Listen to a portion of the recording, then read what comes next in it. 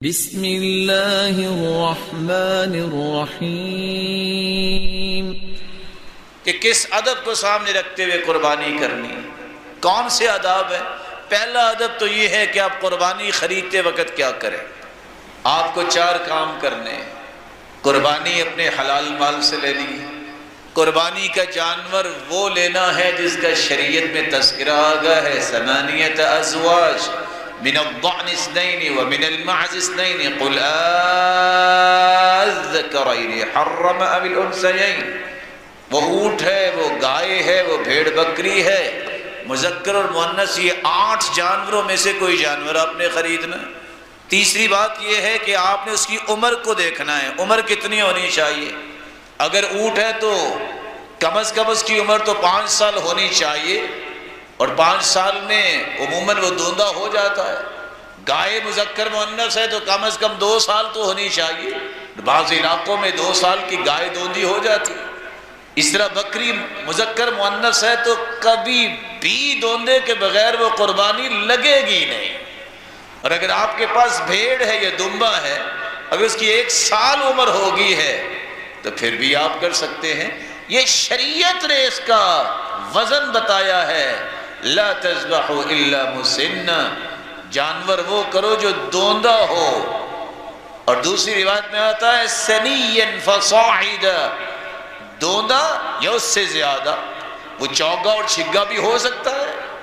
الا ان یعثر علیکم، اگر مشقت نہیں مل رہا تو فتذبحوا جزعۃ من الضأن، تو پھر آپ جزا بھی کر سکتے ہیں۔ بعض علماء نے کہا ہے کہ جزا اونٹ اور گائے اور بھیڑ کو بھی شامل ہے، اور بعض صرف دمبے اور بھیڑ کو ہی اور چھترے کو ہی سمجھا ہے۔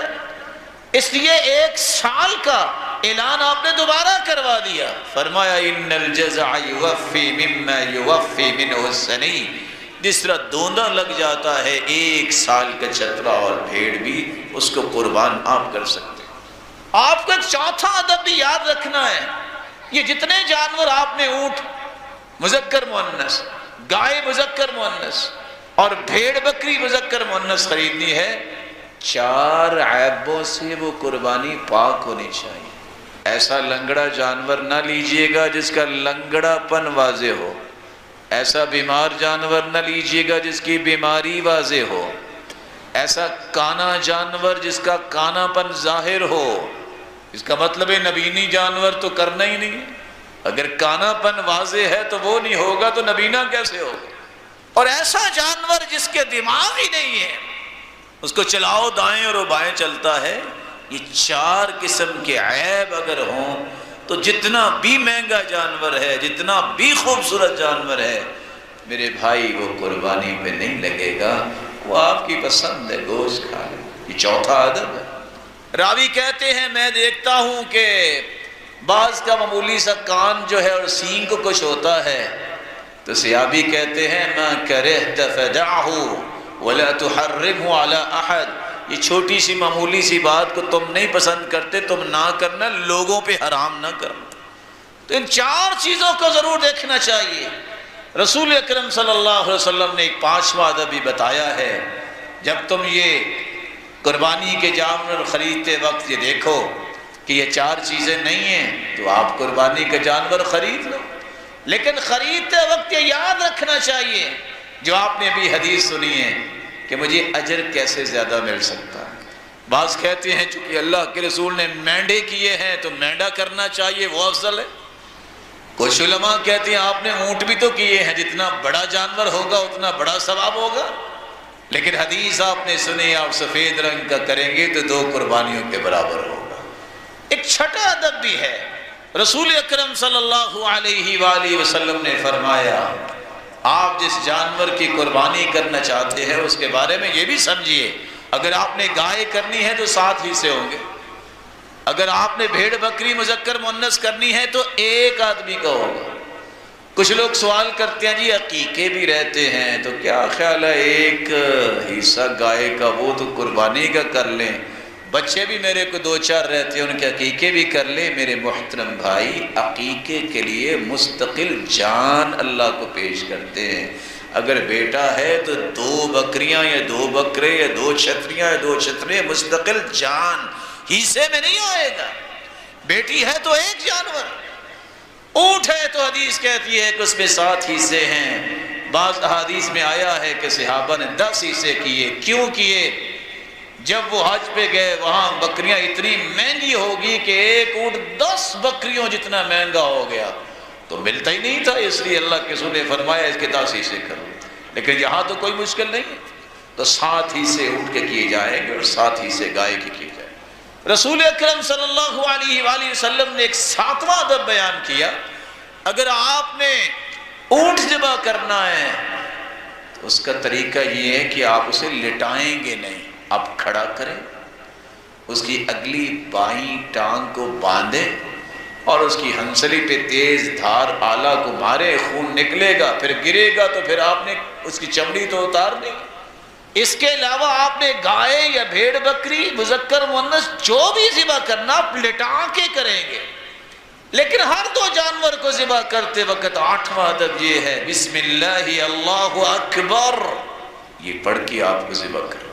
اور 9واں ادب یہ ہے کہ جب پڑھ کے آپ نے ذبح کرنا ہے تو اس وقت نہ آپ چھری تیز کرنے بیٹھیے گا جب ہاتھ سے پکڑ لیں کہ یہاں چھری چلانی ہے اور کہو کہ ذرا چھری تیز کر دو.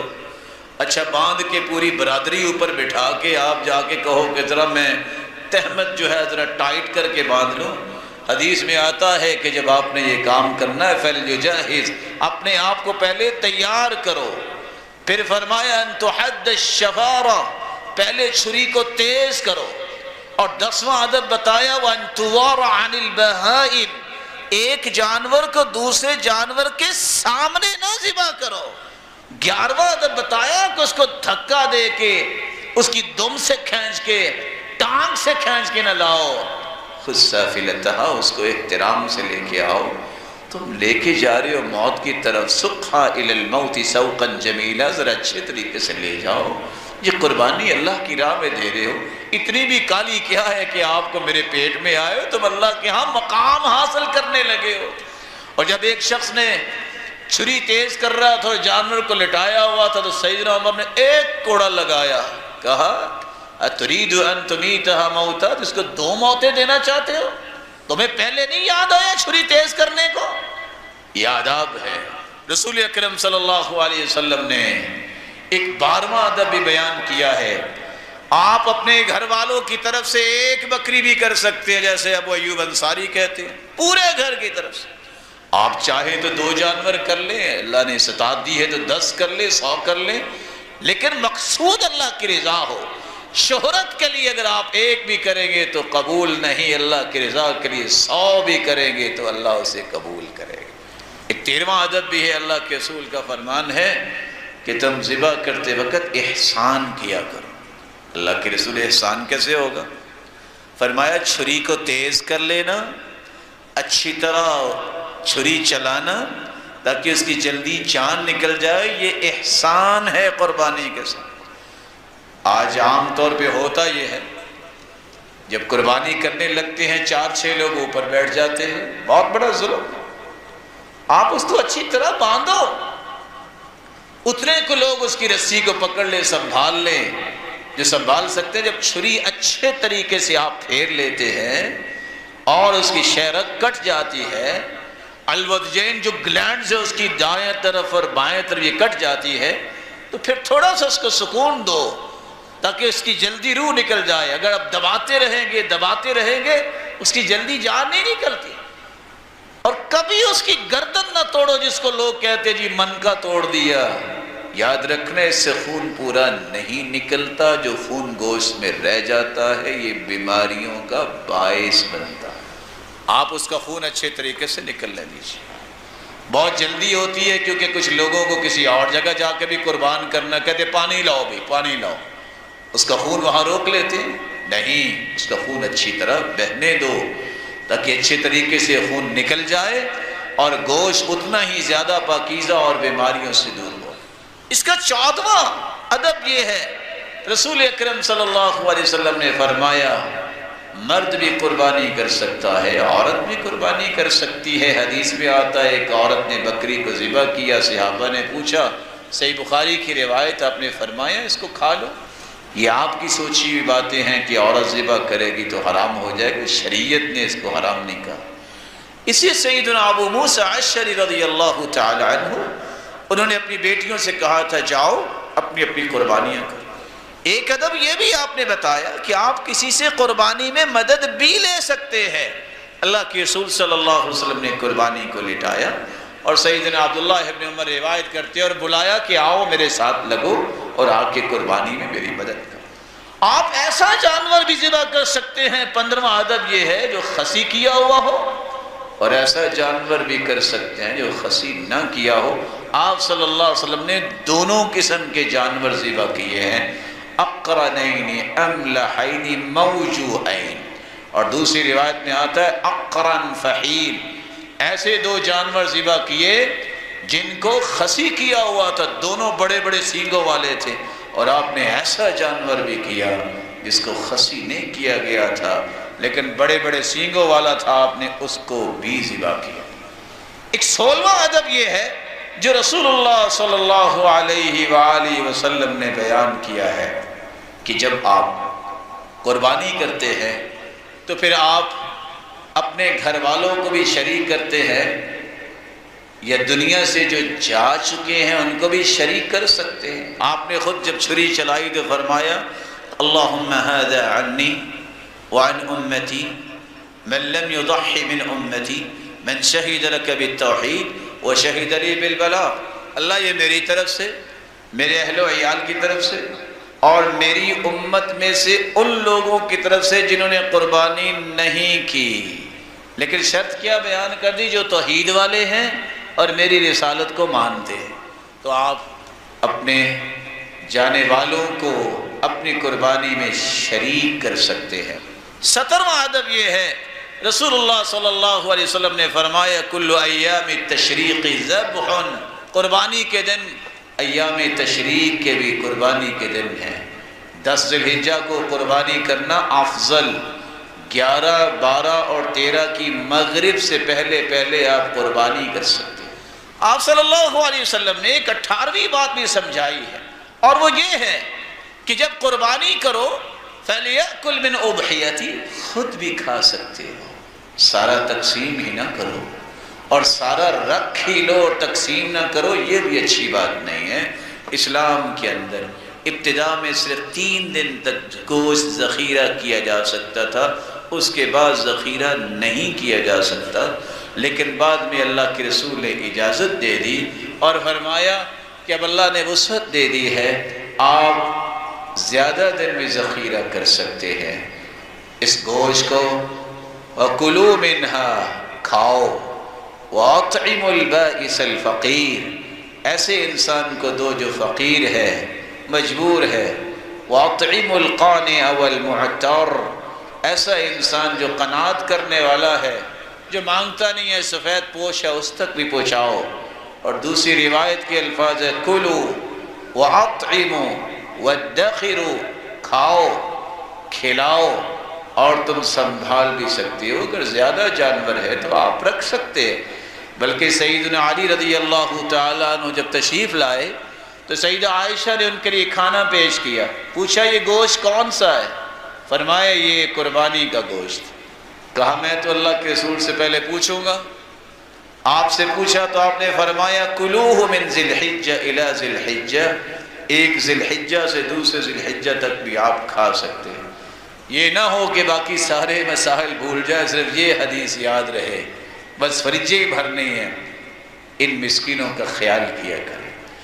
19واں ادب یہ ہے کہ جب آپ قربانی کرنے کے کسی کی مدد لے رہے ہیں قصاب سے، تو پھر اس کو اجرت اپنے پاس سے دیں، گوشت نہ دیں۔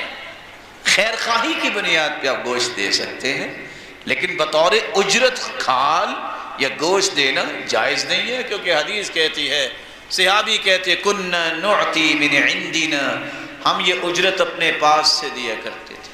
آپ نے ایک 20واں ادب بھی بیان کیا ہے کہ یہ کھالے جو ہے یہ مسکینوں تک پہنچائیں، یہ ان کا حق ہے۔